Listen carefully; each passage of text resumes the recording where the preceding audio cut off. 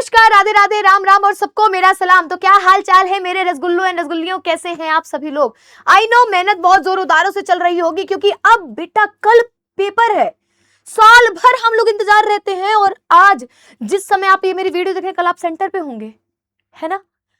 तो बहुत सारे सवाल, बहुत सारे प्रश्न दिमाग में उठ रहे होंगे और हम तो लाइव ला लाकर अब आप लोगों को पूरी तैयारी करा चुके हैं। आप लोग भी पूरा पूरा साथ दे रहे हैं, पूरी पूरी लाइव क्लासेस देख रहे हैं। बेटा मैं बार बार कह रही हूं, यही जो हमारी 2-3 दिन से क्लासेस चल रही हैं आपके पेपर में यहीं से पूरा आने वाला है।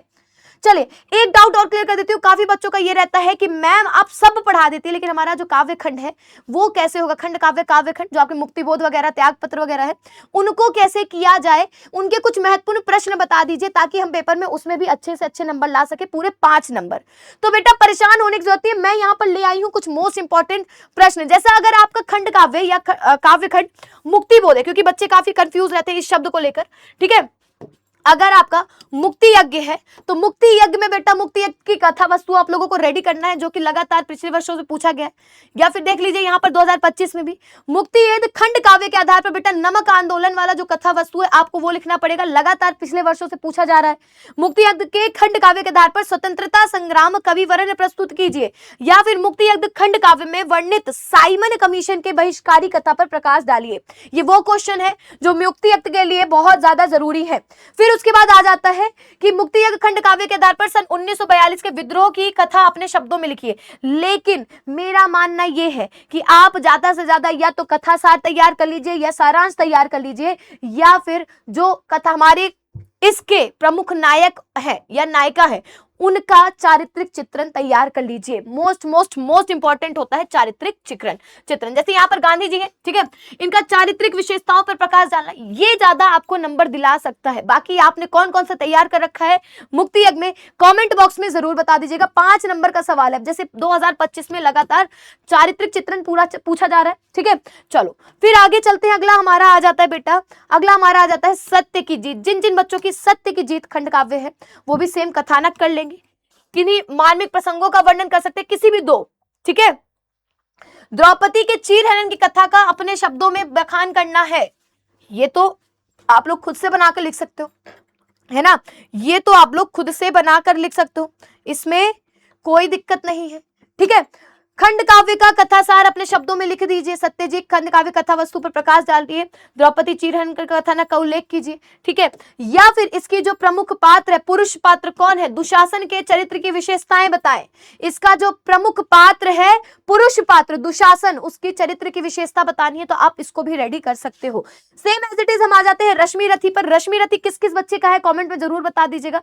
कथा वस्तु लिखना है, कथानक संक्षिप्त रूप में लिखना है, कथा वस्तु अपनी भाषा में लिखना है और प्रमुख कथा का निरूपण करना है, ठीक है।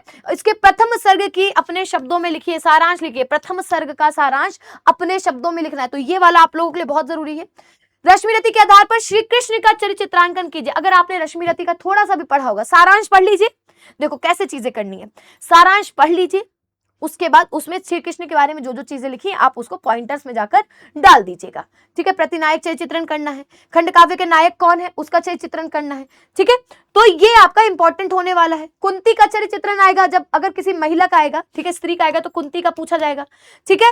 चलो आगे चलते हैं अगले उस पे आलोक वृत्त पर। तो आलोक वृत्त खंड काव्य सेम चलने वाला है बेटा, कथा वस्तु डाल लीजिए, चाहे अपने शब्दों में सार लिख लीजिए, ठीक है। और भारत के स्वर्णिम अतीत नामक जो इसका प्रथम सर्ग है आलोक वृत्त का, उसका सार याद कर लीजिएगा, मोस्ट इंपॉर्टेंट, काम आएगा भाई, काम आएगा। फिर आगे आ जाते हैं प्रथम सर्ग भारत का स्वर्णिम अतीत, उससे रिलेटेड जितने प्रश्न हैं आलोक वृत्त का आप उसको कर सकते हैं। आलोक वृत्त के खंड नायक कौन है, आलोक वृत्त के भी नायक गांधी जी है, पर गांधी जी का इसमें क्या रोल रहा है ये चीज आपको बतानी होगी, ठीक है, उसके आधार पर आपको लिखना होगा, ठीक है। फिर आता है आपका त्यागपति। त्यागपति क्या है भाई, त्यागपति आपका मोस्ट इंपॉर्टेंट है और सेम चीजें मैं त्यागपति में भी बोल रही हूँ, कथा वस्तु चरित्र चित्रांकन, ठीक है, वही सारी चीजें होंगी। फिर आता है आपका श्रवण कुमार। श्रवण कुमार में भी बेटा वही सारी चीजें आपको बतानी होगी जो मैंने आपको बताया, कथा वस्तु चरित्र चित्रांकन सर्गों का सारांश। तो ये सारे वो टॉपिक्स है, ये सारे वो क्वेश्चन है जो आपके एग्जाम में पूछे जाएंगे, बार बार लगातार ये सवाल पूछे गए हैं, तो इनको तैयार कर लेना है। और बेटा जी ये तो 5 नंबर का सवाल रहा, लेकिन 95 नंबर का जो हकदार आप हो, 95 नंबर जो आपको परीक्षा में लाने हैं, उसकी पूरी तैयारी आज शाम 6 बजे होने वाली है। आज शाम के 6 बजे बजे वाली क्लास में जो हमारा अंतिम प्रहार है, जो हमारी अंतिम युद्ध है, जो हमारा अंतिम समय है, इसमें करेंगे। तो शाम की 6 बजे की क्लास बड़ी ही ताबड़तोड़ होने वाली है। क्या आपका खंड काव्य, क्या आपका काव्य, आपका पद्य खंड, क्या आपका गद्य खंड, क्या आपकी कहानी, निबंध, पत्र, व्याकरण, चाहे जो ले लीजिए, अनिवार्य संस्कृत, आज की क्लास में सारा कवर होगा। कुछ भी नहीं पढ़ा, एक शब्द नहीं पढ़ा, आज की क्लास बहुत जरूरी होने वाली बेटा। आज शाम की 6 बजे की क्लास में जुड़ना बिल्कुल मत भूलिएगा। और जब इतना हो जाए तो पेपर छापने का समय आ जाता है। कल आपकी परीक्षा है, कल आप परीक्षा देने जाएंगे, लेकिन परीक्षा से पहले जो कल की सुबह वाली क्लास होगी ना भाई, वो क्लास जो धुआं धुआं मचाने वाली है, जो मजेदार होने वाली है, उसका अंदाजा ना हमें है ना आपको है। हम तो भैया बड़ा ही तहलका मचाने वाले हैं आज शाम को, और उससे भी डबल, 2 गुना, 3 गुना, यहां तक कि 10 गुना तहलका मचेगा कल की सुबह की क्लास में। तो जुड़ना मत भूलिएगा। बाकी ऐसी ही क्लासेस मैं आप लोगों के लिए लेते आऊंगी। तब तक के लिए नमस्कार, टाटा, बाय बाय, सायनारा। ख्याल रखिए, मस्त रहिए, खुश रहिए, स्वस्थ रहिए। जय Hind, love you all, Radhe Radhe.